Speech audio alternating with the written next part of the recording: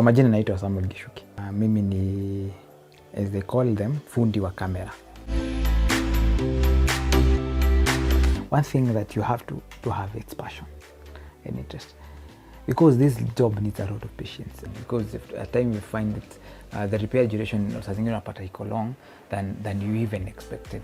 So even to give that customer satisfactory service, unapata inakuwa ngumu kidogo because unexpected. It's not efficient as you wanted it to be. Because unataka akuje leo na aweze kutoka na hiyo kamera leo ama kesho.